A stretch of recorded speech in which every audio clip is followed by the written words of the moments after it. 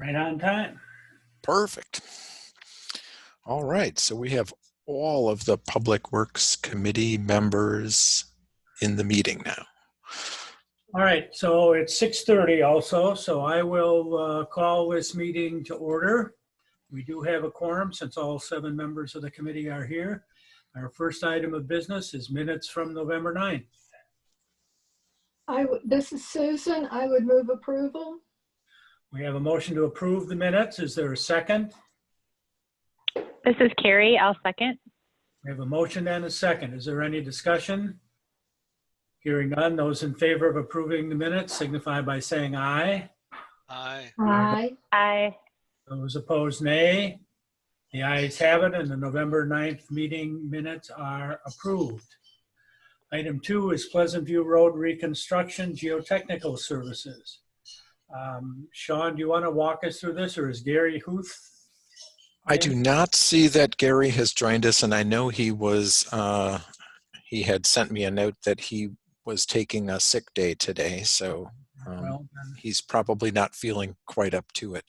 But he did give me a briefing, and I've read through it, and I also talked to Brian Andreas of Strand Associates a little bit about it. And I think part of this comes through in Gary's memo, but Strand had initially, longer ago, at the concept stage, included an allowance for PSI to do soils investigations and analysis as a subcontractor to their services in the ballpark of, I think, $51,000 with an unknown scope, but as a rough placeholder.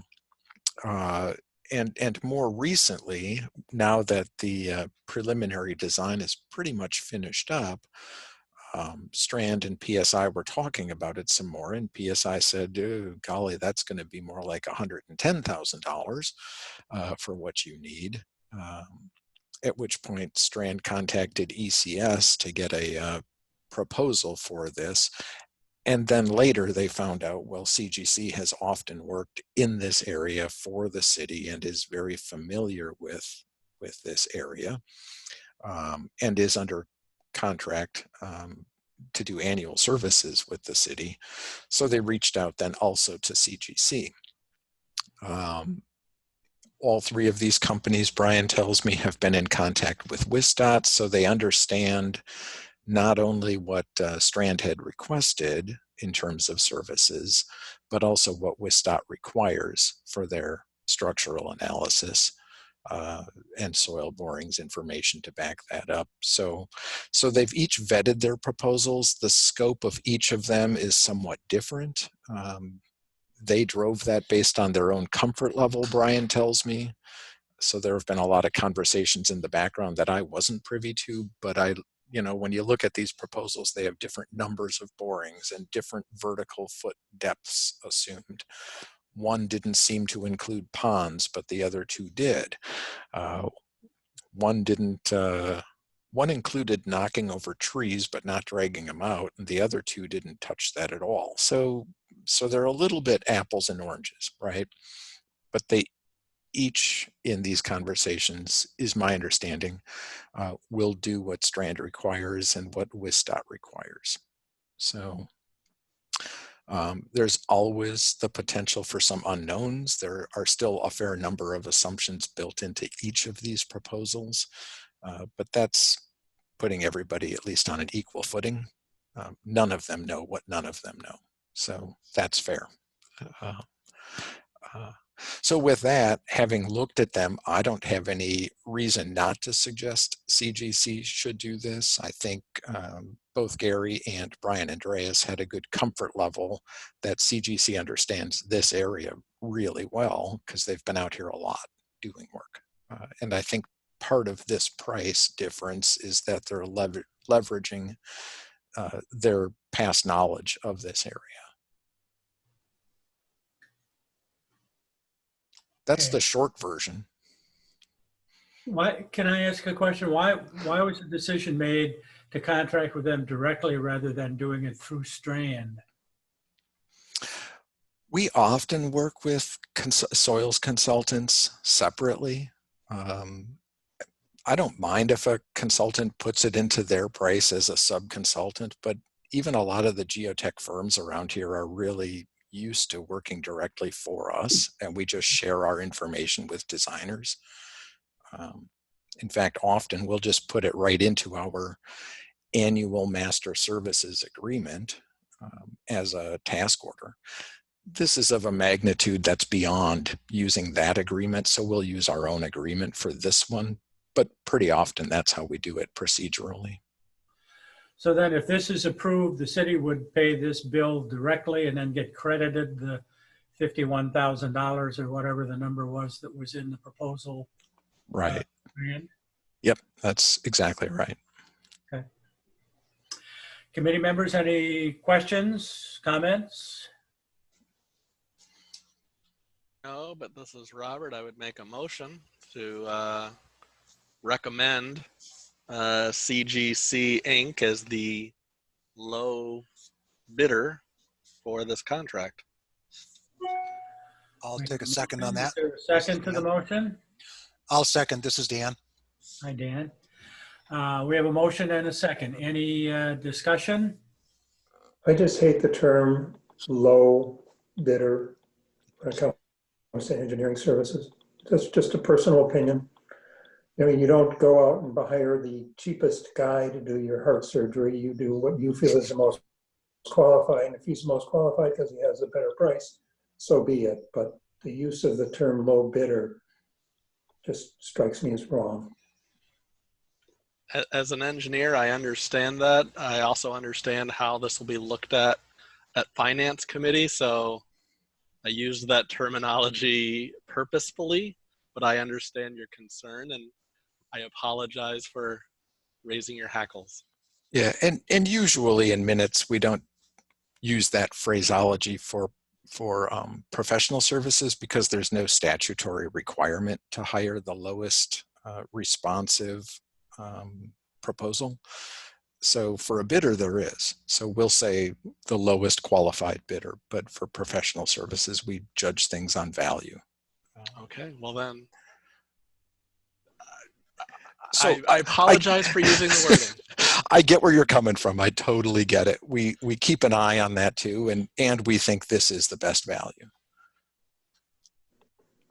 All right. Is there further discussion on the motion? Hearing none, those in favor signify by saying aye. Aye. Aye. Aye. Opposed, no. The ayes have it, and we will so recommend to the Finance Committee and the Council. Okay, perfect. Okay. Agenda item 3 has been requested by the developer for deferral to the December 14th meeting. Sean, there was one thing that I noticed in the resolution for this item, the proposed, I don't have it on the screen in front of me. The agreement? Yeah, Sure. where I think there was possibly a significant typographical error. And I wondered if we could look at that and perhaps have that, You bet. if it was in the resolve part. It was on page 40. There we go. Here, under number 1, as contemplated in the January 7, 2019 agreement between Middleton developer and the town of Westport, developer shall undertake and complete instruction of the alternate construction. Well, that'll be nice. Right? Okay. Clean that up before we have to act on it next time. Yeah. Nice. They'll give us instructions for how to build this thing, but not actually build it. So. Okay, I'll get Larry to make that change. Okay, good enough. And we'll all blame spell check or, that autocorrect thing or something. So. All right. Okay. Don't want to assess blame. I just thought it probably ought to get cleaned up. Yeah, perfect. A motion to defer probably would be in order, though. All right. Someone wish to make This that is motion? Susan, I move to defer. All right, we have a motion to defer. Is there a second? This is Carrie. I'll second that. All right, we have a motion and a second. Any discussion on the motion? Hearing none, those in favor signify by saying aye. Aye. Aye. Aye. Those opposed, nay. The ayes have it, and the motion to defer carries. Okay, All right. So then next up on our agenda is a sanitary sewer easement, very similar to one that we did earlier in the year. Also for a skywalk, a bridge, if you will, between a residential home and living space above the garage on Middleton Beach Road, where most of those properties are separated by a sanitary sewer easement from the sewer that was built in, I think it was 1940. And so this one being in the same boat, I'm just trying to bring up a picture here of it. So the lake side is at the top of your screens, I think, where there's a house, garage, and then the sewer that runs between these things. So they just want to put a connecting walkway at the second story elevation, if that makes sense. And this agreement springs from that prior agreement that we entered into in spring. So this is a very similar thing. We do have the designer and also one of the homeowners on the line with us if there are any questions for either of them. all right, committee, are there any questions regarding this proposal? It is very similar sounding to the one that we did a little while ago.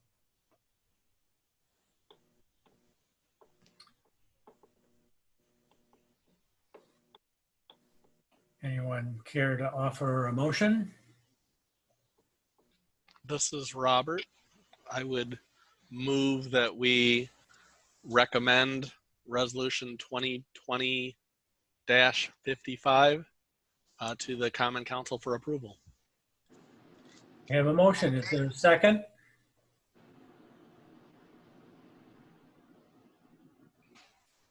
Sorry, this is Dan. I'll second. Okay. All right. We have a motion and a second. Is there discussion on the motion? Hearing none, those in favor signify by saying aye. Aye. Aye. Aye. Those opposed, nay. The ayes have it, and that will be our recommendation to the council.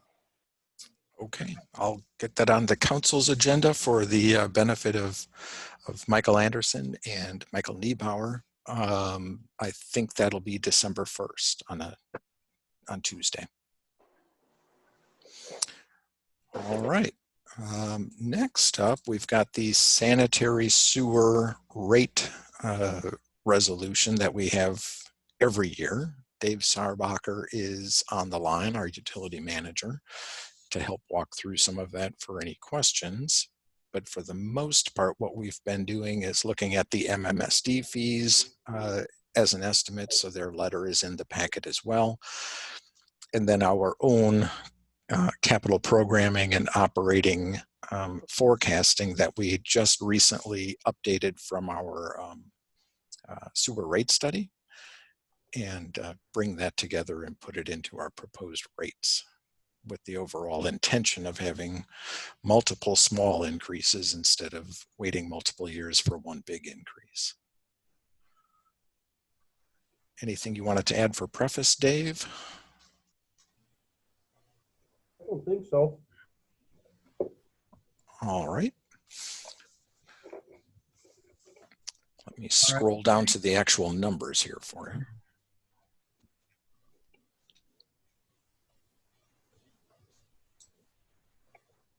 Maybe.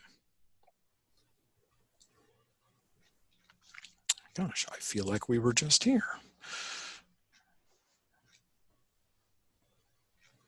Huh. I'm not sure why it's doing that to me. Oh, there we go. If you push the right button, the right thing happens.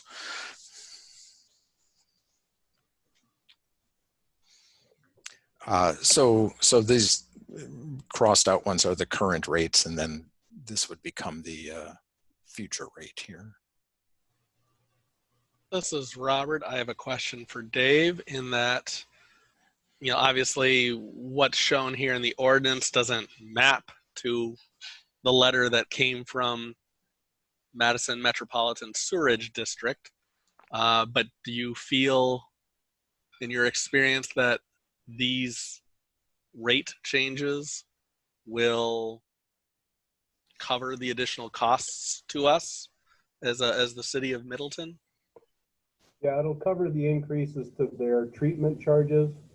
And then also there's a portion of it, a smaller portion that is for, like Sean mentions, for our own capital and operating expenses. Okay, that's the only question I had for you.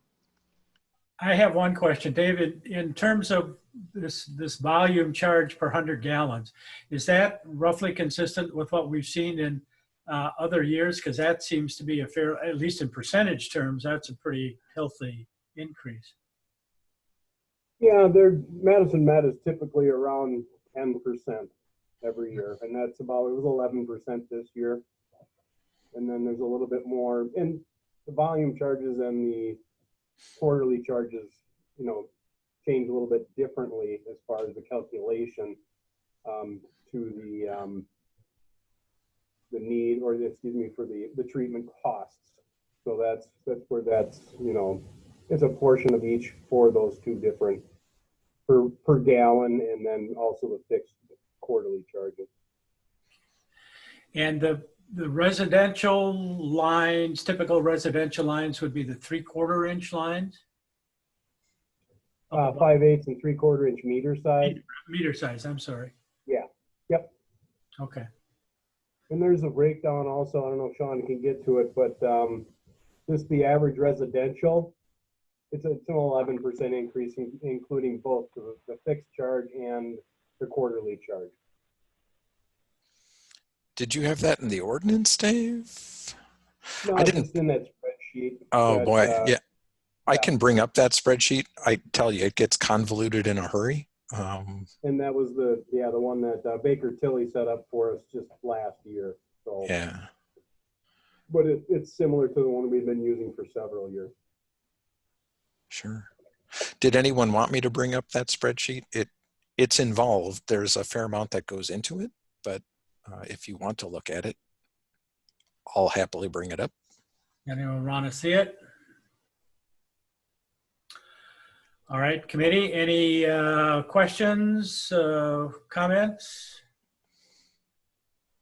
This is Carrie. I'll go ahead and make a motion to recommend to the Finance Committee and Common Council the adoption of the enclosed ordinance amendment for revised sewer rates.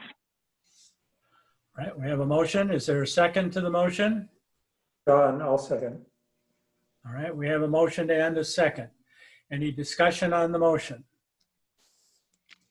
Hearing none, all those in favor signify by saying aye. Aye. Aye. Aye. Opposed, nay. The ayes have it. The motion is carried, and that is what we will recommend to the Finance Committee and the Council. Okay. All right. Last up is a discussion on 5-year street improvement planning, how we go about that. And Alder West asked that I put it on the agenda largely as a placeholder. So this is for discussion and direction to staff as maybe to how best prepare 5-year planning and or distribute information for 5-year planning, road planning. I think a lot of it springs from some confusion and frustration on the part of some folks that, we weren't sticking with the plan. And in the very near term, I get that. In the longer term, that's not possible no matter what we decide. I think in this particular year, let me back up with a little bit more history. For many, many years, when I started, the city's capital budget for all departments, for all programs was $2 million. And it was that way for a very long time until recently. The city borrowed $2 million.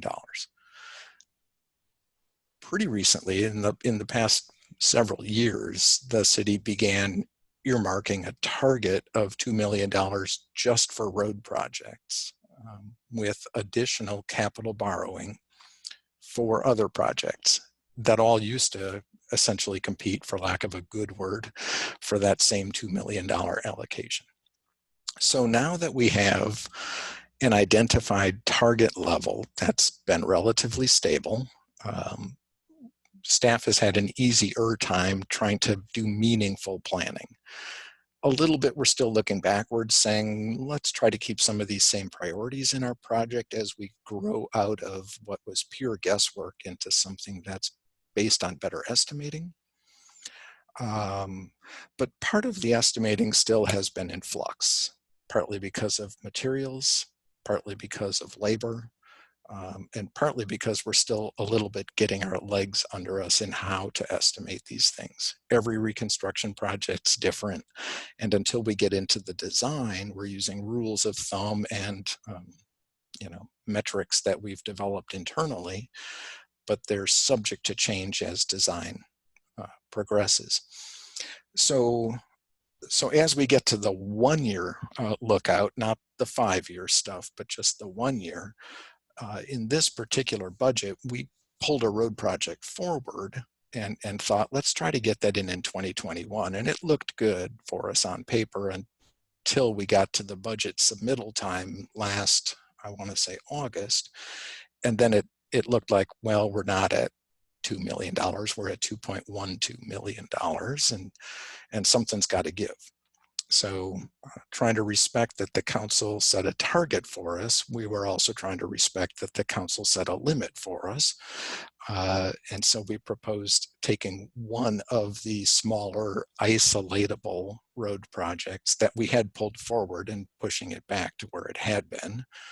But that caused confusion among many property owners, not just that one road. It dragged far and wide into a whole conversation about, well, are we following the plan or not?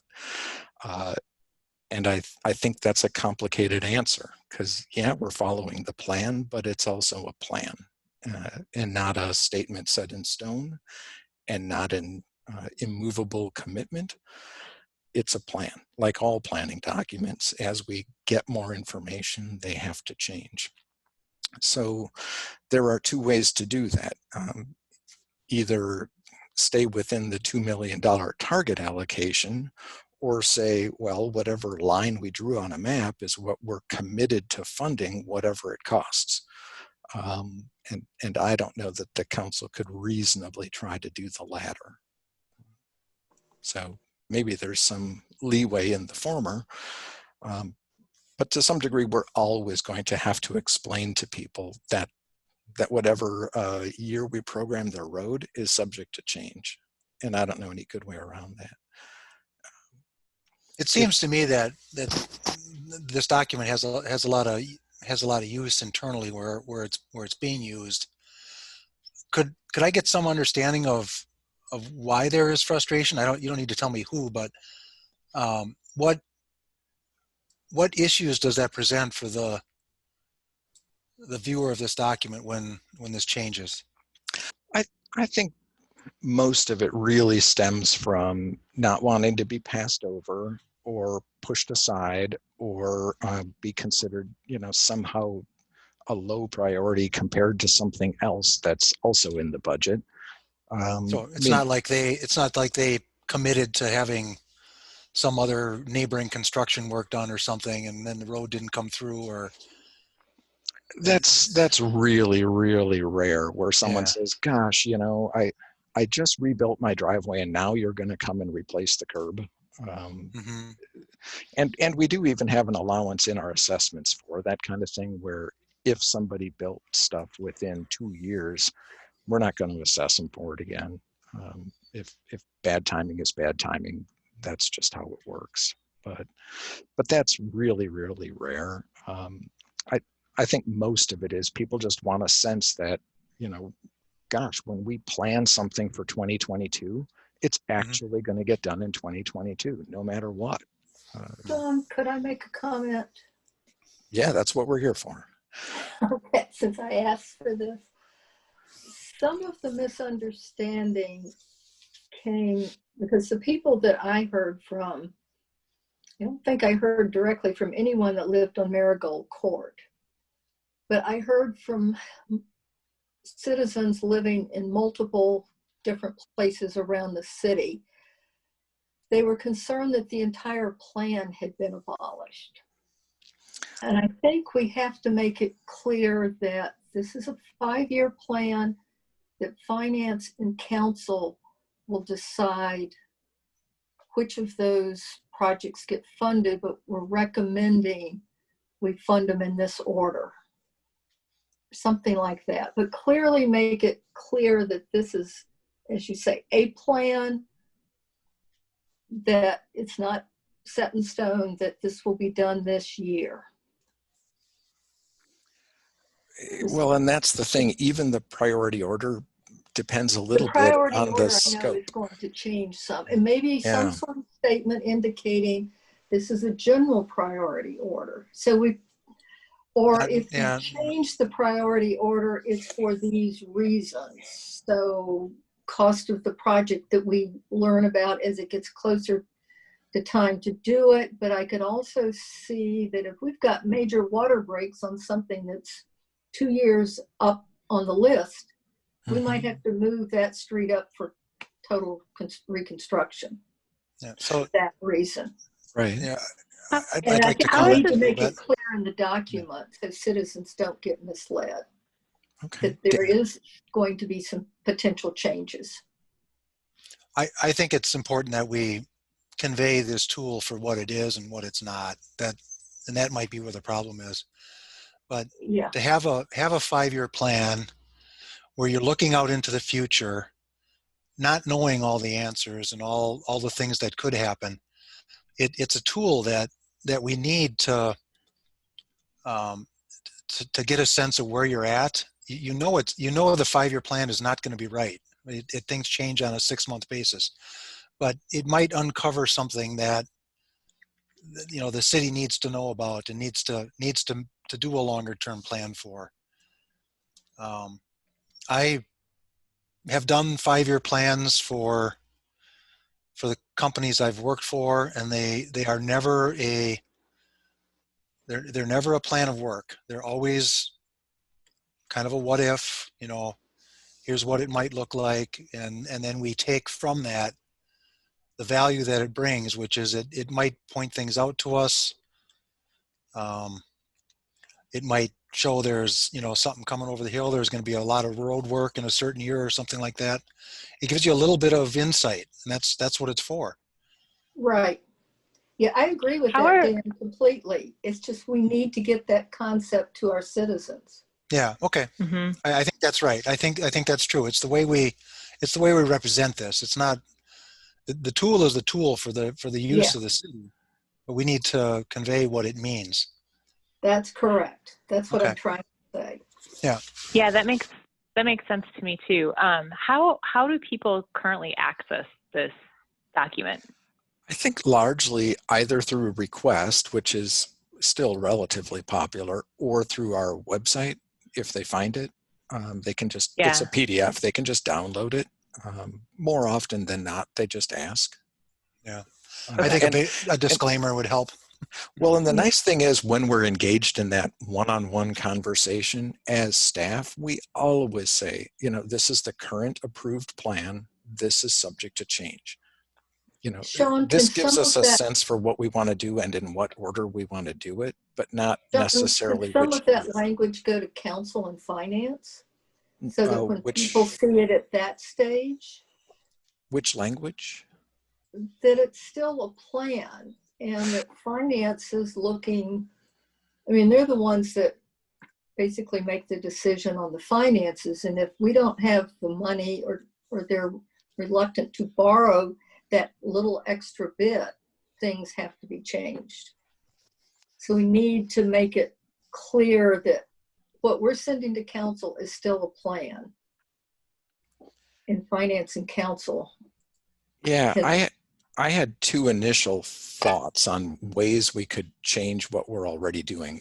And what we're already doing is trying to look at several different factors and come up with something that's pretty close to $2 million without going over $2 million in any of the next 5 years. But so one thought I had was, well, if we start really trying to just super conservatively estimate so that we can reasonably say, yep, we're going to do that road in that year, because we're so conservative that nothing bad is going to happen and we can actually meet that goal, we just won't have as many roads on our plan. Right. And that's going to take some conversation with people too, as to, especially initially, why did my road disappear from your plan? But then, as it turns out, when we get closer and closer to design, what sort of torpedoed this idea in my mind anyway was, we're going to start pulling projects from nowhere, seemingly nowhere, to backfill the budget capacity in any given year. And then people might get really upset that we're kind of leapfrogging over them in priority to say, well, yeah, you programmed our road in 2023 and you're committed to doing it in 2023, but this other road that nobody even had on your plan is suddenly getting done in 2022, and that'll feel unfair, right? Well, but I mean, don't you think most people, when this is explained to them, understand that there's a limit to the money that you have? And if there's a project that's going to cost $400,000, but there's only $200,000 left in the budget for that year, you can't do that project, but maybe you can bring one forward from the next year that only costs $200,000 and you can get that one done instead. I mean, that seems eminently reasonable to me. I can't imagine people get too bent out of shape about that, do they? I think there's some disappointment, but when I have those conversations, most people right down the line are satisfied with that kind of explanation. They know that we're, trying to catch up from years of very little budgeting for roads. We dug a big hole and we're working to get out of it. And they get that. We're actually on it. So I kind of highlighted near the bottom of the screen a draft note for consideration that we just put on the planning document. Right now, it just says, this is our 5-year plan, but it doesn't say what a plan is. I don't know if you can read. Yeah, I think. Is that big enough? Yeah, I think that's good, Sean. I think that would help a lot by adding that statement and, just maybe even, I don't know, a couple different times, like maybe under the 5-year plan and maybe, I don't know, a couple times to just make sure it's clear. Okay. Yeah, a lot of our other plans do say that, or it's inherent someplace in them that, yeah, plans change. We get it. This one seems kind of like, oh, it has a year associated with it. And now suddenly we're pinned down. Right. This is Robert. I agree with everything that's been said, and I definitely agree with adding this type of a disclaimer / informative statement to the document. I do wonder, because human nature is what it is, that people get their heart set on, I was told 2023 and in 2021, and then in 2022, it's like, I just have to wait one more year, and then something happens, and in 2023, things shift. Yeah. And I get your concerns, but I do wonder if a little bit more of a conservative approach to say, maybe we know our budget is $2 million. It has been, and hopefully will continue to be $2 million for the foreseeable future for road projects. Is there any ability to say, well, but really what we'll do is we'll try to put in about 1.9 million or some, I'm just pulling, that's 5% less, if my math is right. And just so when prices come in a little bit higher, I mean, the prices could come in even higher, or other things could change. You need to do something with a sewer underground that says, well, we're now doing this road because we need to deal with the sewer. I get it. But if we Yeah. can have a little bit of grace to these numbers, We could use a little bit of grace. I agree. So I'm just wondering, I don't know how much that throws a wrench into what you're trying to do. I'm not saying a lot. I'm not trying to lie to anybody by saying, oh, we only have 1.9 or whatever in the budget. We have the 2 million, but we just don't know what $2 million will cover. And so therefore, when we budget for this, can we kind of say, well, let's target closer to what we think is 1.9, knowing, and maybe you already do this to some extent, but just to make sure that I would rather, I'd like to increase the chances that we pull a road forward on the timetable, understanding that that's problematic too, rather than regularly running up against a wall and saying, okay, we either need to find funding from someplace else, steal funding from some other worthy cause, or we need to say, nope, it slipped. Another road in 2021 slipped, and another road in 22 slipped. Yeah. Can we try to do a little bit of both of those things? Have the disclaimers, the informative language that tells people what a planning document actually is, but also try to be a little bit more conservative so that we maybe have a greater chance of bringing a project forward and maybe a little lesser chance of having to delay a project a year. So that's a decision we would make each time we look at the plan for the coming year, right? It is partly this group, and it's partly staff when they're making their recommendations to us. Right.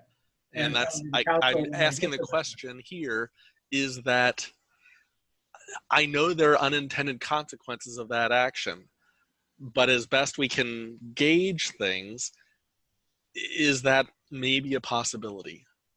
Oh, absolutely. We could, we already carry some contingency for just unknowns in our estimates. And I need to emphasize too, all of these are just estimates. Until we have bid prices, I have no idea what this is really going to cost. And frankly, even after we have bid prices, I still don't know what it's going to cost because things come up and then the costs change. When it's done, I know what it cost. So yeah, I can definitely change how we estimate things. We can get to conservative to a point though, where, like you say, we're really programming 1.9 or $1.8 million. And I don't know that that's what the council really wants either. I get the sense that they want us to push as close to 2 million as we can without actually going over. I think we need to make it clear because the residents that I heard from were concerned that their project that was scheduled for 2022, because we didn't fund Marigold Circle, they were interpreting that to mean that the entire 5-year street plan had been abolished and that we weren't going to be doing any streets. Those are the kinds of letters I was getting from people in other districts than District 7. Susan, wasn't a lot of that press driven? Yes. And But I want it like clear saying so that the the press election doesn't was get fraudulent, confused. Susan, it's no different. What? It's like saying the election was fraudulent. I mean, because someone says so in the press doesn't make it real. No, but I want it clear so the press can't get confused. Well, my concern, and Robert, I think you've got a good idea. Let's only budget for 1.9, but I don't know if that's the answer because it still could come in at 2.1. Absolutely. Because again, at the budget time, you don't know. No, you're right. What the economy is going to be. I mean, right now we're in a heaven with pavement because oil prices are so darn low. But if that changes, by the time we bid these projects, we're dead. We're dead in the water. We're going to be looking for what project can we cut again, another one. So I don't know if, just picking a number, because that's, I hate to say it, but the 5-year plan is a bunch of let's pick a bunch of numbers. and see and hope like hell it works. So That's the To- to- scientific Yeah, in way. some ways, to me, it's a planning tool. It Yeah. isn't for consumption for people to be looking at. It's a guidance. All it is guidance. well, And and that's what we that's what I got was to make wondering really too. clear. Is to me it's a tool, like you were saying, Dan, and it's prioritizing which roads are kind of in bad shape, right? What are the roads we want to make sure we get to? Is there a way to make a public facing document and then have this as an internal tool, or does it all have to be public facing? I'm not sure how that works. I don't think that it has to be. Our predisposition as staff is if we can share something, we should. Certainly if someone called me on the phone and said, aren't you ever going to do my road? And I'd say, yeah, it's on my 5-year plan. What would their first question be? Can I see your 5-year plan? And frankly, I'm happy to do that. So why not? Let's give it to them right away. But I think what we need to do better is temper their expectations up front to say, this is our plan, but the plan's going to change. I just don't know how yet.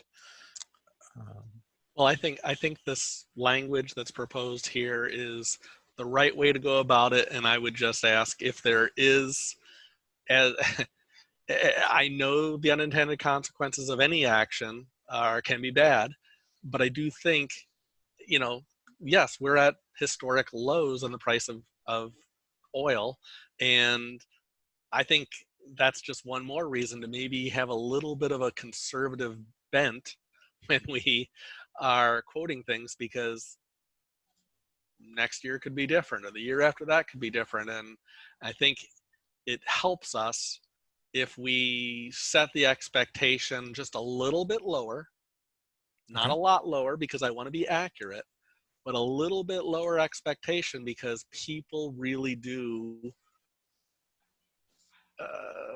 hold their breath, hold their, hoping that this is accurate.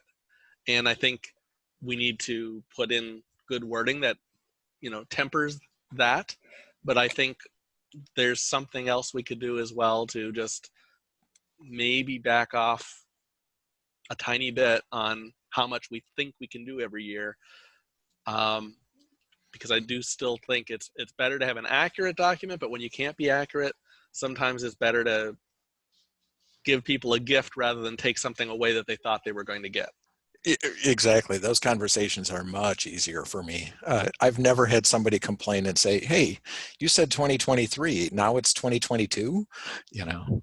Nobody gets upset by that. Unless they're paying for it. Yeah. Well, that's just our bad assessment policy. Yeah. No, but I mean, if it's coming, sooner is better than later. And some of these roads are in terrible shape, just awful. True. So I would make a motion that we definitely add in this wording. If somebody wants to modify it, they can, but I think the proposed wording as shown on the screen is an excellent thing to add to this road document. And as maybe Carrie said, maybe in multiple places, under the header of the document and elsewhere in the document as necessary. Yeah, And and just our bold. document really is just a map. I mean, it's just a drawing that we Okay, so share thank with you. people. So maybe just it only needs one place, but I think that's my motion. More kind of hope or direction for staff is there anything else we can do in our planning these things out to, if we're going to be inaccurate, to err a little bit more on the side of there's going to be a little bit more cushion than less cushion.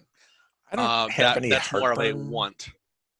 Yeah, I don't have any heartburn over that either, because even that, I'm just going to use the phrase excess capacity in the budget. If it turns out our stuff comes in at 1.9 million instead of 2.0, we can do a little bit more mill and overlay or a little bit more surface treatment. And those are really flexible scopes of work. So we can just add or subtract a little bit without worrying too much. All right, so we have a motion that Robert made. Is there a second to that motion? I'll second, Carl. All right, we have a motion and a second. Is there further discussion with respect to the motion? And as I understand the motion, Robert, it's just to add language, this language or language substantially similar to this, to future planning documents, and the numbers part of it we will do as we approach the numbers in future plans and budgets. Yes, you are correct in summarizing that. Really, the only motion I made is to implement this language into the 5-year plan map. Okay. Further discussion on Robert's motion? Hearing none, those in favor signify by saying aye. Aye. Aye. Aye. Opposed, nay. The ayes have it. And Sean, we can look forward to seeing this language on future 5-year street plans. Sure. Yeah, I think that'll be helpful. It's basically what we include in conversations anyway. Would everybody have a copy of that plan, Sean? Everybody. I mean, in this group? You know, that's a good question. I don't know. We go through this every spring. I do have them all posted in past agendas, but it's also on our website. If you just go into the search bar and type in 5-year plan, it'll come up. And once we get into it, we'll be able to do that, Sean. Yeah. No, this is our website, not some other server. So we can get at our website. Okay. I know that is terribly frustrating every now and Well, then. this year's, or the latest version of the 5-year street plan may have been adopted prior to the time you came on the committee. Right. So we do get it every year and look at it every year and Okay. modify it some and end up. I'll download it. I'm just curious. I'll download it. Okay. Okay. So we didn't have anything else on Did we our vote on the motion? agenda. I've lost track. Okay. Then we're ripe for a motion to adjourn. I don't think we voted. We- Did we? We did. I thought we- Okay, It turned out to be unanimous. You voted in favor of it. okay, thank you. With that said, I would make a motion to adjourn. We have a motion to adjourn. Is there a second? I will second, Susan. Motion and a second. Any discussion? All those in favor of the motion signify by saying aye. Aye. Aye. Aye. Opposed, nay. The ayes have it, and we are adjourned. Happy Thanksgiving, everyone. I Yeah. have a nice, Thank you. albeit perhaps a little bit lonely. Ours is going to be, I know, but in any event, have a good holiday, and we'll see you again in December. 3 weeks. Okay. Yeah. Terrific. You too, Bob. Have a Be good safe, day. everyone. Good night. night. I'll be here with my 2 other favorite people. So Okay, thanks Yep. and good night. good night. Good night.